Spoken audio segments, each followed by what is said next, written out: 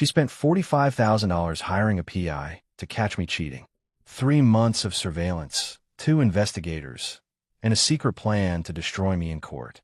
But when the PI demanded an emergency meeting, he looked her dead in the eye and said, "Ma'am, I'm refunding everything. What I found, you don't want to know.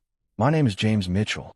I'm 44 years old, and for the past 18 years, I've been married to a woman I thought I knew. Rachel. Beautiful, sharp-tongued Rachel who could charm customers at our flagship store on Main Street, and then turn around and gut a supplier's quote like she was filleting a fish. We built this business together, or at least that's what I told myself. 2 daughters, Sarah, who's 17 and heading to college next year, and Lily, who just turned 14 and still believes her parents hung the moon. The coffee shop where it all came apart was called Brewster's, one of those places with exposed brick and overpriced lattes. I sat in the corner booth, hands wrapped around a cup I hadn't touched, watching the door. Rachel sat across from me, legs crossed, picking at her manicured nails. She'd been smug all morning, kept checking her phone like she was waiting for Christmas. "He should be here any minute," she said, not looking at me. I didn't respond, just waited. When Lawrence Hayes walked through that door, I knew immediately something had shifted. He wasn't the confident investigator who'd taken Rachel's money 3 months ago. His shoulders were tight, his face pale, and he carried his leather briefcase like it weighed 50 pounds. He spotted us, hesitated for just a moment, then walked over like a man heading to his own execution. He didn't sit down right away, just stood there, briefcase in hand, staring at Rachel. "Ma'am," he said, his voice low and careful, "I'm refunding your full deposit. All $45,000. Rachel blinked. "What?" "I'm deleting everything I found. Every photo, every report, every note." She laughed, but came out wrong, brittle. "Is this some kind of joke? I paid you to follow him for 3 months. Hayes set the briefcase on the table, but didn't open it. His eyes stayed on Rachel. "And I did my job, but I'm not keeping your money." "Why not?" Her voice had an edge now, sharp enough to cut. He glanced at me for the first time, and I saw something in his expression. Not pity. Recognition, maybe, like he'd just figured out which one of us was the hunter and which was the prey. "Because, ma'am," he said quietly, "what I found, you don't want to know. Trust me." The silence that followed felt like standing in a vacuum. Rachel's face went through about 6 different emotions in 3 seconds. Confusion, anger, fear, all flickering like a broken light bulb. "That's not an answer," she said, but her voice had lost its certainty. Hayes picked up his briefcase. "I'll wire the refund today. This case is closed." Rachel grabbed his wrist. "You found something. Tell me. Who is she? Where does he go?" Hayes looked at her hand on his wrist like it was a snake. Then he pulled free, gentle but firm. "This isn't about him, Mrs. Mitchell." And then he walked out. I took a sip of my coffee. It had gone cold, but I barely noticed. Rachel was staring at the door like Hayes might come back and explain it was all a misunderstanding. But he wasn't coming back. Men like Lawrence Hayes don't run from a job unless they've seen something that scares them more than losing $45,000. "What did you do?" Rachel whispered, finally looking at me. I set down my cup. "Me? I went to work. Came home. Fixed the broken fence. Helped Lily with her math homework. Same thing I've done for 18 years. Then why would he?" "Maybe," I said, my voice calm and even, "you should be asking what you did." Her face went pale. Not the kind of pale you get from surprise. The kind you get when you realize you've been standing on thin ice and you just heard it start to splinter beneath your feet. 3 months before that meeting at Brewster's, things looked different. Or maybe they just looked normal because I wasn't paying attention to the right details. It started small. Rachel began watching me like I was a puzzle she couldn't solve. I'd come home from a North Side store after dealing with a supplier dispute, and she'd be standing in the kitchen, arms crossed, staring at me like I just walked in wearing someone else's face. "Long day," she'd ask. "Inventory issues," I'd say, heading to the fridge for a beer. "Your shirt's untucked." I'd look down. It was because I'd been moving boxes for 2 hours. Been working, Ratch. That's what happens. But she'd keep staring, like she was waiting for me to slip up and confess to something I hadn't done. Then came the questions about the truck. Every single day. How many miles today? Or where exactly did you go after the Main Street store? I'd answer honestly because I had nothing to hide, but honest answers weren't what she wanted. She wanted inconsistencies, gaps, proof of something that didn't exist. I found a first clue she was up to something on Tuesday. I needed registration papers from her car for the insurance. Popped open the glove box, and there it was. A business card wedged between a protein bar and some old receipts. Lawrence Hayes, Private Investigations. Discreet. Reliable. Results. I stood there in our driveway, holding that card, and something clicked into place. The questions. The watching. The way she started checking my phone when she thought I was asleep, not knowing I'd wake up and see her face lit blue in the dark. I didn't confront her. That's not how you handle someone who's already convinced you're guilty. Instead, I put the car back exactly where I found it and started paying attention. 2 weeks later, I spotted the tail. White sedan, always 3 cars back, always taking the same turns I did. The driver wore a baseball cap, and sunglasses like that made him invisible. Amateur hour. I led him on the most boring routes imaginable. Hardware store to bank. Bank to supply depot. Supply depot home. Same routine, day after day. I called the number on that business card from a burner phone I picked up at one of my stores. Hayes answered on the second ring. "I know you're following me," I said, keeping my voice neutral. Silence on the other end. "Then who is this?"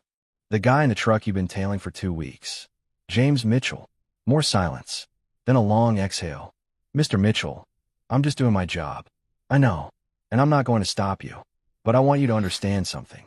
I paused, watching Rachel through the kitchen window as she paced with her phone pressed to her ear. "Whatever you find, keep detailed records. Every single thing. Because when this is done, someone's going to need them." "Sir, I don't." "You will," I said, and hung up. That night, Rachel came to bed smiling. She curled up against me, ran her fingers through my hair like she used to when we first got married. "I love you," she whispered. "I love you too," I said, and meant it. But I also knew she was lying, and I was done pretending I didn't notice. The thing about running 3 hardware stores is you meet people. Contractors, electricians, plumbers, guys who know guys. One of those guys was Derek Finch, a retired cop who now did security consulting.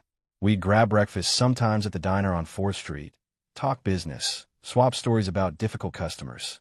2 weeks after I found Hayes following me, I met Derek at our usual booth. He slid into the seat across from me, already working on his 3rd coffee of the morning. "You look like something's eating at you," Derek said, dumping sugar into his cup. "Got a hypothetical for you," I said. "Say someone hires a PI to follow you. What's the smartest play?" Derek's eyebrows went up. "Rachel." I didn't answer. Didn't need to. He leaned back, studying me. "Hypothetically, you could confront them. Make a scene. That's what most people do." He paused. "Or you could let them dig. See where the shovel hits. And if they're digging the wrong yard, then they'll figure that out eventually. But here's the thing, Jimmy. People who hire investigators aren't usually wrong about something being off. They're just wrong about what it is." That stuck with me. I paid for breakfast and drove to the Main Street store, where Sarah was helping stock shelves during her summer break before senior year started. She looked up when I walked in, pushing her hair back with hands covered in inventory dust. "Dad, we're running low on the 1/4-inch drill bits again," she said. "I'll call the supplier." I paused by the register. "Your mom seems stressed lately. She say anything to you?" Sarah's expression shifted, just slightly, the way it does when a 17-year-old knows something they're not sure they should share. "She asks about you a lot." "What kind of asks?" "Like, where you go after work. If you mention any names. Whether you seem happy." She set down the box she was holding. "Dad, is everything okay?" I could have lied. Could have said everything was fine. But Sarah was smart, observant. She'd figure out eventually anyway. "Your mother's going through something," I said carefully. "And I'm trying to give her space to work through it. But yeah, everything's okay. I promise." She didn't look convinced, but she nodded and went back to stocking shelves. That afternoon, I was in my office at the warehouse when my phone rang. Unknown number. I answered anyway. "Mr. Mitchell, this is Lawrence Hayes." I leaned back in my chair. "What can I do for you?" "I wanted to let you know, someone else is following me. Professional, not like my usual work. They're watching me watch you." I felt something cold settle in my stomach. My wife hired a second investigator. That would be my guess. She doesn't trust that I'm being honest with her. He paused. "And she's right now to trust me. I've been in contact with someone who knows you." "Derek Finch." "Derek called you?" "Other way around. I called him after you called me. Wanted to know what kind of man I was dealing with." "He vouched for you." Said you were solid. I processed this. Hayes was building insurance, making sure he had cover when this whole thing came apart. Smart. The second investigator, I said. You get a name? Not yet, but I'll find out. And Mr. Mitchell? Whatever your wife thinks she's going to find, she's looking in the wrong direction. You might want to start looking in hers. He hung up before I could respond. I sat there in my office, surrounded by inventory spreadsheets and supplier invoices, and realized the game had just gotten more complicated. Rachel wasn't just suspicious. She was paranoid, and paranoid people made mistakes. I just had to wait for her to make hers. The second investigator made contact 2 days later, not with me directly, but through a message left with my assistant at the Northside store. Client wants to meet. Regarding mutual interests. Cafe Roma, 2 p.m. Thursday. I showed up 15 minutes early, took a corner table with a view of the door, and waited. At exactly 2 p.m., a woman walked in. Mid-40s, professional attire, carrying a slim leather portfolio. She scanned the room, spotted me, and walked over. Mr. Mitchell, I'm Catherine Price. She sat down without waiting for an invitation. I believe we're both investigating the same situation from different angles. You're the one following Hayes. I'm the one your wife hired when she decided she couldn't trust her first investigator. Catherine pulled out a tablet from her portfolio. She's paying me $20,000 for 2 weeks of verification work, making sure Hayes isn't covering for you or taking bribes. And what have you found? That Lawrence Hayes is either the worst PI in Colorado, or he's telling the truth. You're the most boring subject I've ever surveilled. Work, home, hardware stores, one poker night with the guys at Derek Finch's house. She paused. Your wife, on the other hand, is significantly more interesting. I felt my pulse quicken, but kept my voice level. How so? Catherine turned the tablet toward me. On the screen was a photo of Rachel standing outside a wine bar downtown. She wasn't alone. A man in an expensive suit had his hand on her lower back, leaning in close to say something that made her laugh. His name is Philip Stanton, Catherine said. Commercial real estate developer. Married. 2 kids. And according to phone records I shouldn't have been able to access but did anyway, he's been in contact with your wife at least 3 times a week for the past 8 months. I stared at the photo.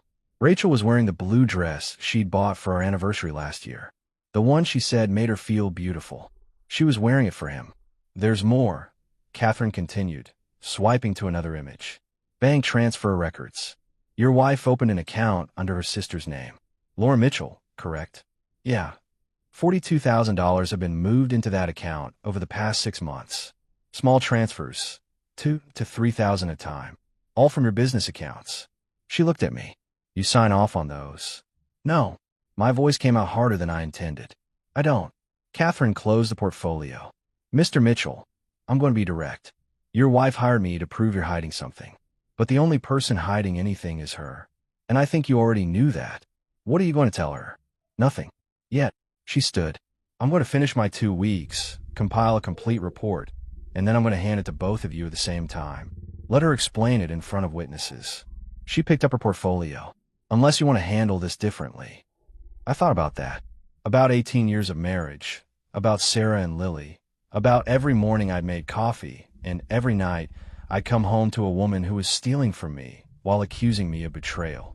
No, I said. Do it your way. Documentation matters. Catherine nodded. One more thing. Philip Stanton? He's not just some random affair. He's trying to buy commercial property near your Main Street store. He's been talking to your wife about purchasing it. Your store, Mr. Mitchell. She's planning to sell it out from under you. After she left, I sat there for a long time, staring at my cold coffee. Rachel wasn't just cheating. She was systematically dismantling everything we'd built, and she was doing it while making me look like the villain. But she'd made one critical mistake. She'd assumed I wouldn't fight back. And now I had 2 investigators working for me, whether she knew it or not. The game wasn't over. It was just beginning. Catherine Price called me on a Monday morning while I was at the warehouse reviewing quarterly taxes. Her voice was level, professional, but I could hear something underneath it. Anger, maybe, or disgust. Mr. Mitchell, I need you to come to an address in Riverside. Apartment 412. Don't tell your wife where you're going. What's there? Something you need to see in person. I drove across town to a modern complex near the river, all glass and steel, and luxury pricing. Catherine was waiting in the lobby, holding a key card.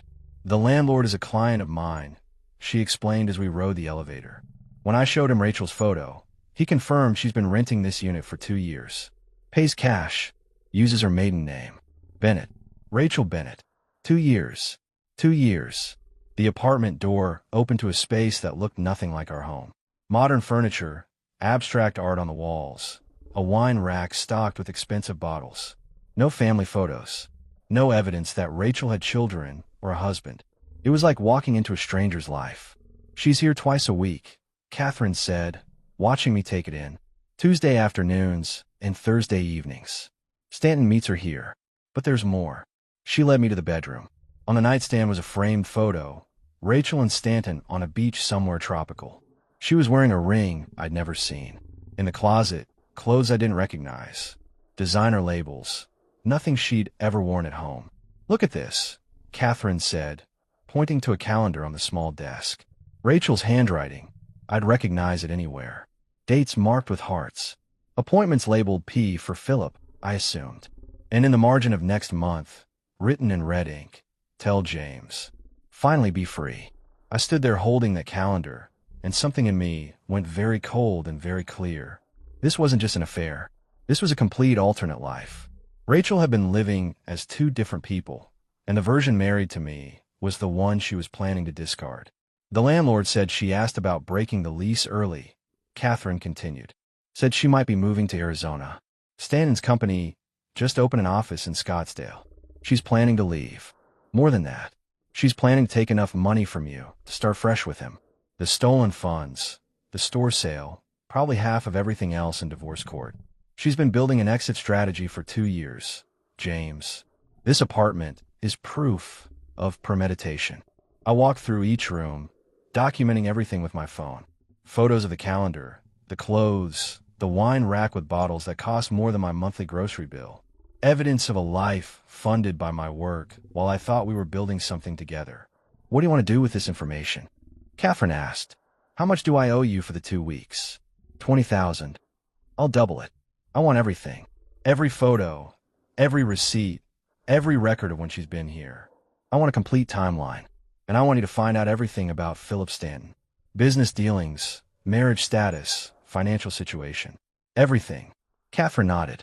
"And your wife? She's going to ask me for my report soon. Tell her you're still gathering information. String her along another week.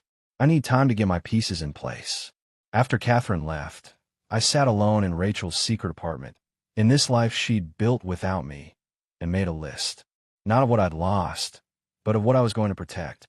My daughters, my business, my reputation, everything she thought she could take. I was in a lockdown so tight she needed a blowtorch to get through. She wanted to play games? Fine. But she'd forgotten who taught her how to run a business in the first place. I'd been building and protecting things since before I met her, and I sure as hell wasn't going to stop now. I locked the apartment behind me and drove back to the warehouse. Time to make some calls, starting with my lawyer, then my accountant, then my bank. Rachel thought she had this all figured out. She was about to learn she'd miscalculated badly. My grandmother died when I was 23, left me a collection of antiques she'd spent her whole life gathering. Depression-era furniture, vintage clocks, a set of china from the 1800s that she swore came over from England with her great-grandmother. When Rachel and I got married, those pieces went into our home. She always said they gave the place character. Turns out she meant they gave her spending money. I discovered it by accident, scrolling through an estate sale website looking for tools for the store. There, in the recently sold section, was my grandmother's Victorian writing desk. The listing was from 3 months ago. Sold for $8,000 to a buyer in California. I sat frozen, staring at the screen. That desk had been in our living room for 15 years. I'd assumed Rachel moved it to storage when she redecorated last spring. She said it didn't fit the new aesthetic. I called the auction house. The woman who answered was helpful. Pulled up the consignment records. "Yes, we handle that piece. Beautiful condition." The seller was a Ms. Rachel Bennett. "Would you like information about similar items?" "Did she sell anything else?" "Let me check." "Yes, quite a bit actually. Over the past year, she's consigned 14 pieces total. All high-quality antiques. Total sales came to just over $180,000. I felt like I'd been hit in the chest. "Can you send me a complete list?" I'll need authorization from the seller. I'm her husband. Those were family heirlooms. My family. There was a pause. Sir, I'll need to verify that with Ms. Bennett before I can release any information. Don't bother, I said, and hung up. I walked through her house room by room, taking inventory. The grandfather clock that had been my great-uncle's. Gone. The oak buffet from my grandmother's dining room. Gone. The collection of vintage tools my grandfather had used to build furniture. Gone. Everything that connected me to my family history had been systematically stripped away and sold. And Rachel had done it while I was at work, while I was busy keeping our business afloat so she could live in comfort. She'd erased my past to fund her future with someone else. I called Catherine Price. I need you to track down every piece Rachel sold. I want the buyer's information, sale prices, dates, everything. Some of those buyers might not want to give the items back. I'll pay double what they paid. Triple if I have to. Those pieces aren't just worth money. They're my family's history. She had no right. I'll start on it today. I sat in what used to be our living room, surrounded by Rachel's new furniture, her new decorations, everything she'd chosen to replace what she'd stolen. And I thought about my grandmother, how she'd carefully preserved each piece, how she'd told me stories about where they came from, who owned them, what they meant. Rachel had taken those stories and turned them into cash. And she'd done it with a smile on her face, kissing me goodbye each morning like she wasn't systematically destroying everything I came from. That night, when she got home from shopping with friends, I was sitting in the kitchen waiting. She breezed in, carrying bags from stores I knew she hadn't been to. Hey, hon, sorry I'm late. Traffic was terrible. She set the bags down, started unpacking groceries. How was your day? Productive, I said. Found something interesting online. An estate sale website. Her hand slowed, just for a second. Oh yeah? Find anything good? Actually, I found something that used to be mine. Victorian writing desk. Sold 3 months ago for $8,000. She turned, her face carefully neutral. That's nice. It was my grandmother's desk, Rachel. The one that was in our living room. Oh, she went back to unpacking groceries. I'm going to tell you about that. It needed repairs, and the guy I took it to said it would cost more to fix than it was worth. So I sold it. Figure we could use the money. Funny thing is, the auction house said it was in beautiful condition. And they said you sold 13 other pieces too. All mine. All from my family. Her hand stopped completely this time. James. $180,000, Rachel. That's what my family's history was worth to you. Did it feel good? Selling off pieces of my past to fund whatever you've been planning. She turned to face me, and for the first time, I saw fear in her eyes. You're twisting this. No, I said, standing. I'm just finally seeing it clearly, and we're going to have a conversation about where that money went. All of it. Tonight. Rachel's attorney called my office on a Tuesday. My secretary put him through without warning, probably because she didn't recognize the threat in a polite voice asking for Mr. Mitchell. James, this is David Thornton. I represent your wife in a confidential matter. She's asked me to reach out regarding a potential amicable separation. I leaned back in my chair, watching traffic through my window. Amicable. That's an interesting word choice. We'd like to avoid court if possible. Keep things private, dignified. I understand you have a prenuptial agreement. We do. Rachel would like to discuss terms for dissolving the marriage. She's prepared to be reasonable about asset division if you're willing to cooperate. How reasonable? She's asking for the house, half the value of the business, and primary custody of both daughters with reasonable visitation for you. I almost laughed. That's what she calls reasonable. Mr. Mitchell, I think you'll find that fighting this in court will be far more expensive and damaging than settling now. Discovery can be very unpleasant for everyone involved. Discovery, I repeated. You mean the part where we exchange evidence and documents? Where everything gets put on the record? Exactly. Which is why an amicable settlement. Tell Rachel I'll see her in court, I said, and hung up. 2 hours later, I was sitting across from my own attorney, Paul Henderson, a man who'd handled business contracts for me for 10 years. Paul was 60, gray-haired, and had a reputation for being methodical and ruthless in equal measure.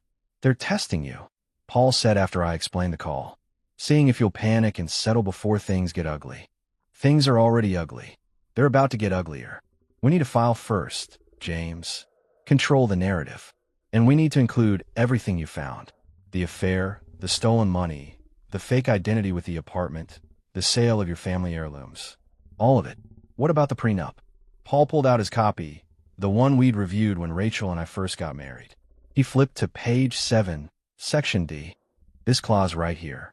It states that in the event of adultery, fraud, or financial malfeasance during the marriage, the prenuptial protections are void and all marital assets default to the non-offending party. I remember arguing about that clause. Rachel's lawyer insisted on it, said it protected both of us from bad behavior. She protected you and didn't realize it, because under this clause, she gets nothing. The house stays yours, the business stays yours. Even her separate accounts can be frozen pending investigation of the stolen funds. Paul looked up. James, if we play this right, Rachel walks away with exactly what she deserves. Nothing. And the girls. Sarah's 17, old enough to choose who she lives with. Lily's 14, so the court will consider her wishes but not guarantee them. With the evidence of Rachel's affair and her stealing from the family, you'll have strong grounds for primary custody. I sat there processing it. 18 years of marriage, ending not with a whimper, but with a legal nuclear strike. What do we do first? We file tomorrow. Divorce on grounds of adultery and fraud. We'll attach preliminary evidence. Enough to show we're serious, but not everything. Let her lawyer think they can still negotiate. Paul opened his briefcase and pulled out a thick folder. Then we serve her. Publicly if possible. Publicly. At her apartment in Riverside. Make sure she understands we know everything. Shock and awe, James. We hit her so hard, she doesn't have time to hide more assets or create more lies. I thought about Rachel, probably at that apartment right now, planning her new life with Stanton, confident she had everything under control. She had no idea the trap was already closing. Do it, I said. File everything. There's one more thing. Paul slid a document across the desk. We should include a request for a forensic accounting of all business finances for the past 5 years. If she's stolen $180,000, there might be more we haven't found. How much could she have taken? We won't know until we audit everything. But James, be prepared. People who steal once usually steal multiple times. The number could be significantly higher. I signed the papers Paul put in front of me, each signature feeling like closing a door that would never open again. Tomorrow, Rachel will be served with divorce papers. And the day after that, her whole carefully constructed plan would start falling apart. She wanted to play games with investigators and secret apartments and stolen heirlooms. Fine. But she'd forgotten I spent 20 years building businesses from nothing. And I knew how to tear things down just as efficiently. The papers were served at 3 p.m. on a Wednesday. I know because Catherine Price called me the moment it happened. The process server just left Rachel's apartment. She's been served. And James, she did not take it well. Define not well. She threw the papers at him and slammed the door. Then she called someone, probably Stanton, and I could hear her screaming through the walls. Something about you ruining everything. Good. She left the apartment 20 minutes ago. Driving fast, erratic. I'm following her, but I think she's heading to your house. I was already in my truck, pulling out of the hardware store parking lot. I'll meet her there. I beat her home by 5 minutes. Long enough to call Sarah and tell her to take Lily to her friend's house and stay there until I called. Sarah heard something in my voice because she didn't argue, just grabbed her sister and left. Rachel's car screamed into the driveway 10 minutes later. She burst through the front door like a hurricane, papers clutched in her hand, face red and streaked with tears. How dare you? She threw the divorce papers at me. They scattered across the floor. You had me served at the apartment? You've been following me. You hired 2 investigators to follow me, I said calmly. Seems only fair. This is insane. Adultery? Fraud? You're trying to destroy me. No, Rachel. I'm trying to protect what's mine. There's a difference. She paced back and forth, hands shaking. We can fix this. We can go to counseling, work through whatever's going on. You don't have to do this. You sold my grandmother's belongings. $180,000 worth of my family history. You stole money from our business accounts. You've been living in a secret apartment for 2 years. I picked up one of the papers she'd thrown. And you've been planning to leave me for Philip Stanton. So no, Rachel, we can't fix this. That apartment, it's not what you think. It's exactly what I think. I've been inside. I've seen the photos, the calendar, the plans. I know everything. Her face went pale. You broke into my apartment. The landlord let me in. Turns out when you explain that your wife is hiding assets and planning to flee the state, people become cooperative. Rachel sat down hard on the couch, like her legs had given out. What do you want? I want you out of this house by Friday. I want every penny you stole returned. And I want primary custody of both girls. You can't take my daughters. I'm not taking them. You lost them when you decided Philip Stanton was more important than your family. I walked to the kitchen, came back with a bottle of water, set it on the table in front of her. Not kind, just practical. Paul's filing an emergency custody motion tomorrow morning. The evidence of your affair, the stolen money, the secret apartment, it all shows you're not stable. Judge will probably grant temporary custody to me pending a full hearing. James, please. I made mistakes, but they're my daughters. You can't do this. You did this. Every choice, every lie, every dollar you stole. This is the consequence. I headed toward the door. You have until Friday at noon to remove your personal belongings. Anything left after that gets donated. Where am I supposed to go? You have an apartment in Riverside, or Philip's place. I don't care which. I paused at the door. And Rachel, tell your lawyer David Thornton that discovery works both ways. Because everything I found is about to become public record. Every photo from that apartment, every bank transfer, every heirloom you sold. All of it. I left her sitting there on our couch, surrounded by divorce papers, and drove to pick up my daughters. Sarah was waiting on her friend's porch, Lily beside her looking scared and confused. Dad, what's happening? Lily asked as they got in the truck. Your mom and I are getting divorced, sweetheart. And for a while, you're both going to stay with me. Because of what she did. Sarah asked quietly. Yeah, because of what she did. Lily started crying. Not loud, just quiet tears running down her face.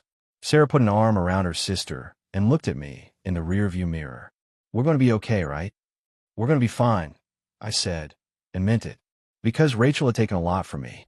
My trust, my grandmother's heirlooms, years of my life. But she hadn't taken what mattered most. My daughters still knew who their father was, and they were smart enough to figure out who their mother had become.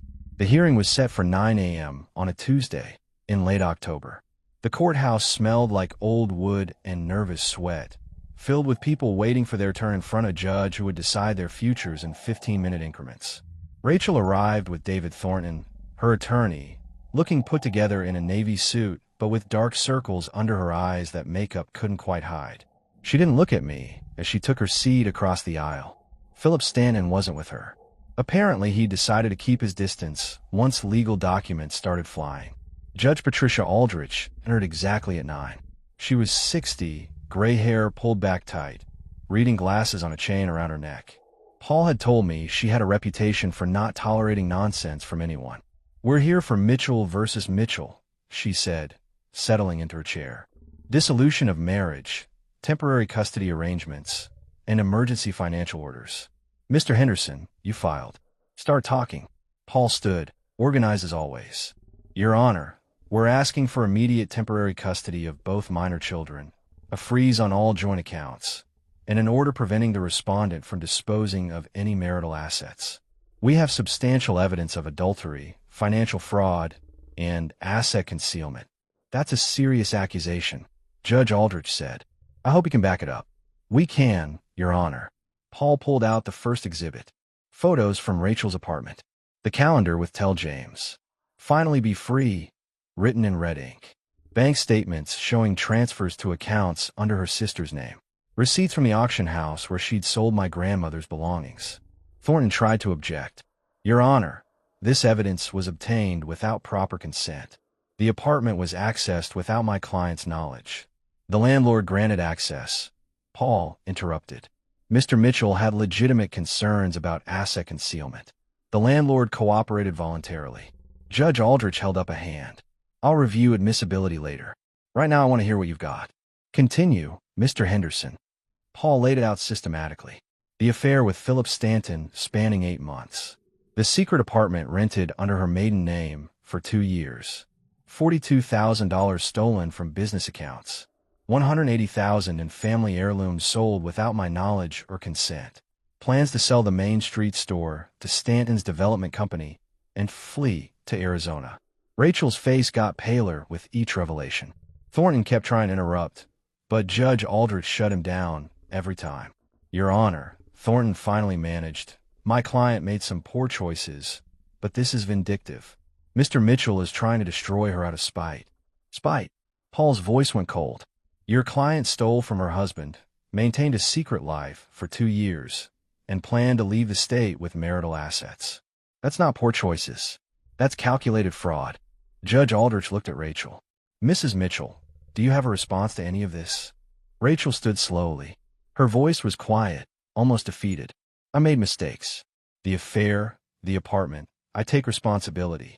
But those heirlooms, James never cared about them. They were just sitting in storage. And the money I took, I was planning to pay it back once the divorce was settled. You were going to pay back money you stole after you'd already left the state? Judge Aldrich's tone could have frozen water. It's complicated. It's really not. Judge Aldrich flipped through the evidence. Mr. Henderson, you mentioned the prenuptial agreement has a clause regarding fraud? Section D, Your Honor. In the event of adultery or financial malfeasance, all prenuptial protections are voided in favor of the non-offending spouse. So Mrs. Mitchell gets nothing. That's correct, Your Honor. Judge Aldrich looked at Rachel again. You signed a prenup that specifically punished you for the exact behavior you engaged in. That's either remarkably stupid or remarkably arrogant. Thornton tried one more time. Your Honor, my client is willing to return the funds, work out a settlement. I'm granting temporary full custody to Mr. Mitchell. Judge Aldrich interrupted. Mrs. Mitchell will have supervised visitation pending a full custody evaluation. All joint accounts are frozen. Mrs. Mitchell is ordered to provide a full accounting of all funds transferred or spent for marital accounts. She is prohibited from selling, transferring, or disposing of any marital property. And given the evidence of asset concealment, I'm ordering a forensic audit of all finances for the past 5 years. She looked at Rachel. Mrs. Mitchell, you have 30 days to vacate the marital home. Any questions? Rachel just stood there, silent. Good. Next case. We walked out of the courthouse in a cold October air. Paul shook my hand. That went about as well as it could have. She didn't fight back, I said. I expected more of a fight. She knows she lost. The evidence was overwhelming. Now she's just trying to minimize damage. Paul adjusted his briefcase. James, the forensic audit is going to take time. Could be 6 months before we know the full extent of what she took. Are you prepared for that number to be higher than 180,000? Whatever it is, I'll deal with it. I just want this done. Sarah and Lily were waiting at my parents' house when I got there.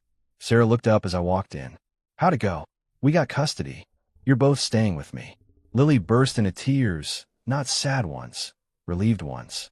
Sarah just nodded, like she'd known all along how it would turn out. That night, I stood in my hardware store after closing, walking through aisles I'd built over 20 years. Rachel had tried to take this from me, tried to sell it out from under me to fund a life I wasn't part of. But she'd failed. And now this store, this business, it was mine completely. My phone buzzed. A text from Catherine Price. Forensic audit found something. Call me. I called. She answered immediately.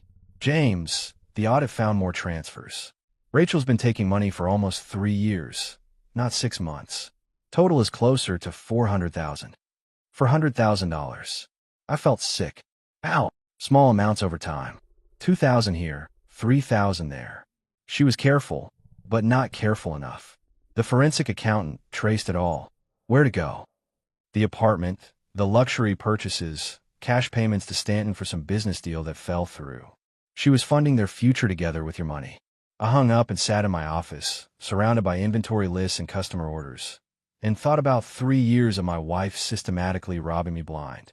3 years of smiles and kisses, and I love you, while she planned her escape. But she'd lost. She'd lost the house, the kids, any claim to the business. And now she owed me $400,000 she probably didn't have. I should have felt victorious. Instead, I just felt tired. The final divorce decree came through in June. Judge Aldrich hadn't changed her mind about anything from the temporary orders. I got the house, the business, full custody of both girls. Rachel got supervised visitation every other weekend and a court order to repay $417,000 at a rate of $2,000 per month for the next 17 years. She'd moved into a 1-bedroom apartment across town. Philip Stanton had dumped her the week after the custody hearing. Once he realized she came with legal problems and no money. Last I heard, she was working retail at a department store, trying to rebuild from nothing. Sarah graduated high school in May and got accepted to the state university on a partial scholarship. Lily started therapy to deal with everything that happened, and her therapist said she was doing well, considering. The hardware stores were thriving. Turns out, once I wasn't bleeding money to Rachel's secret accounts, I could actually invest in the business. We'd expanded the Northside location and were looking at opening a fourth store by next year. I stood in the Main Street store one Saturday morning, watching Sarah help a customer find the right drill bits, and Catherine Price walked in. I hadn't seen her since the trial ended. "James," she said, extending her hand. "Just want to check in. See how you're doing. Managing. You. Business is good. Actually got a referral from your attorney. Another cheating spouse case." She paused. "Look, I know this whole thing was hell. But you handled it right. Documented everything. Stayed calm. Let the evidence speak for itself. Didn't feel calm. No one ever does. But you protected your kids, your business, your future. A lot of people in your situation would have just folded, accepted a bad settlement, let themselves get destroyed. You didn't. That takes guts. After she left, I thought about that. Guts. Maybe. Or maybe just stubbornness. Refusal to let someone rewrite the story of my life, to make themselves the hero. That afternoon, Rachel came to pick up Lily for her supervised visit. The court-appointed supervisor waited in her car while Rachel came to the door. She looked older now, tired in a way that makeup couldn't fix. "Hey," she said quietly. "Lily will be right down," I said, not moving from the doorway. "James, I know I don't have the right to ask, but do you think you'll ever forgive me?" I looked at this woman I'd spent 18 years with, who I'd built a life with, who'd systematically destroyed everything while pretending to love me. "No," I said, "I don't think I will. But I don't hate you either. I just don't feel anything." She nodded, eyes wet. "That's worse than hate, isn't it?" "Yeah, it is." Lily came down, gave me a hug, and left with her mother. I watched them drive away, the supervisor's car following close behind like a shadow. Later that evening, I sat on the back porch with Sarah, both of us nursing cold beers in the summer heat. "You okay, Dad?" she asked. "Getting there. Good. Because you deserve to be happy. After everything, you really do." I looked at my daughter, 17 going on 30, wise beyond her years because she'd seen things no kid should have to see. "You know what? I think I'm happy. Maybe not the way I expected to be, but happy enough." "That's all anyone can ask for," Sarah said. And sitting there in the quiet, I realized she was right. Rachel had taken a lot from me. Money, time, trust. But she hadn't taken everything. I still had my daughters. I still had my business. I still had myself. And that, it turned out, was enough.